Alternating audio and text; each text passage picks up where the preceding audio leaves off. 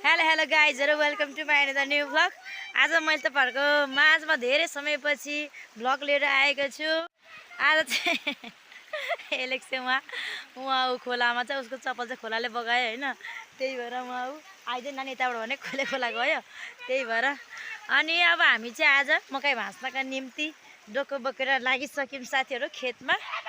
नानी खोइ तेरो एउटा चप्पल तँलाई कसले चाहिँ खोलाबाट हिँड्नु लाग्थ्यो नानी, यताबाट आउन भन्दाखेरि मानेनौ, खोलाबाट हिँड्यौ त।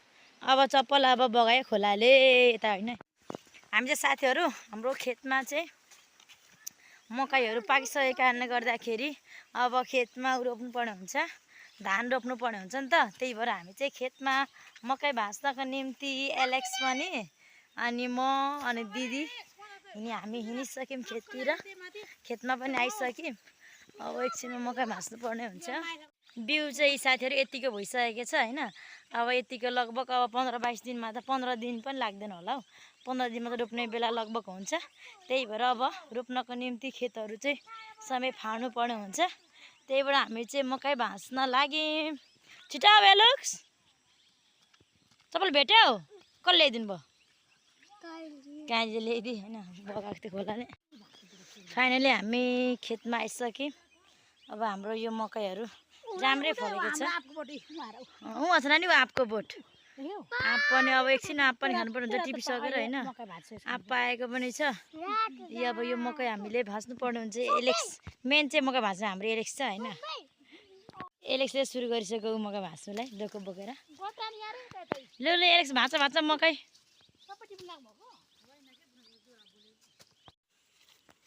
यस्तै छ है साथीहरु हाम्रोतिरको गाउँघरको काम चाहिँ अहिले पानी परेको छ अनि धानको बिउ रोप्ने बेला हुन आँट्यो, त्यही भएर यसरी मकै भाँच्दैछौँ हामी चाहिँ। गाउँघरमा काम त गर्नै पर्छ, खानुको लागि बाँच्नको लागि संसारमा यस्तै छ। जहाँ गए पनि आफ्नो ठाउँ आफ्नो गाउँ आफ्नो घरमा काम नगरेर कसले गर्ने हैन।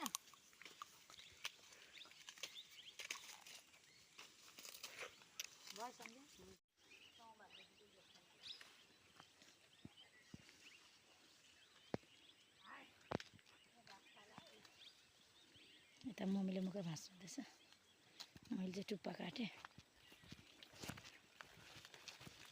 मम्मीले यता मकै भाँच्नुहुँदैछ, मैले चाहिँ यहाँ टुप्पा काटेँ। राँगाहरूलाई घाँस पनि चाहिन्छ, त्यही भएर टुप्पा पनि यता मैले काटेँ।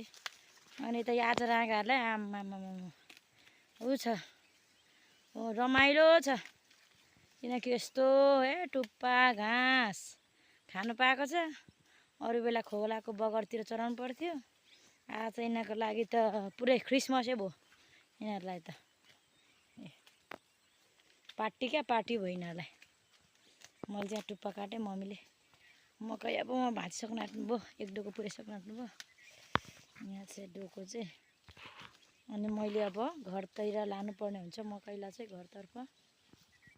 आजदेखि चाहिँ साथीहरु हाम्रो अनि खेतको काम पनि सुरु भयो क्या, खेततिरको काम पनि, खेतीको काम पनि।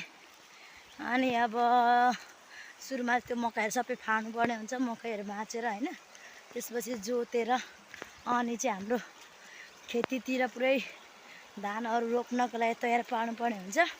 त्यही भएर आज चाहिँ हाम्रो आजदेखि चाहिँ खेतीको कामहरू सुरु भइसक्यो साथी। हेर्नुहोस् है यहाँ के को बच्चा हो यो, कुखुराको बच्चा छ जस्तो छ यार यो। के पो जङ्गली कुखुरा क्या बच्चा मैले त्यहाँ भेटेँ। अब यसलाई चाहिँ यसको माउ कहाँ छ थाहा छैन, अब घरतिर लानु पर्यो चिनाउनुलाई के को बच्चा हो भनेर। कुन कुखुरा लोकल त होइन यो, जङ्गली कुखुराको बच्चा जस्तो छ, कराउँदै छ कुखुरा जस्तै। बाटोमा हिँड्दै भेटेँ मैले, के को बच्चा कुखुराको हो हुन त, तर यो जङ्गली कुखुराको रहेछ, फर्स्टचोटि देखेको यस्तो चाहिँ। मेरो भिडियोलाई अन्तिमसम्म हेरेर मलाई साथ सपोर्ट गरिदिनु भएकोमा थ्याङ्क यू सो मच। मन परेमा लाइक सेयर र सब्सक्राइब गर्न नबिर्सिनु होला। नेक्स्ट भिडियो फेरि लिएर आउने नै छु। थ्याङ्क यू सो मच साथीहरू।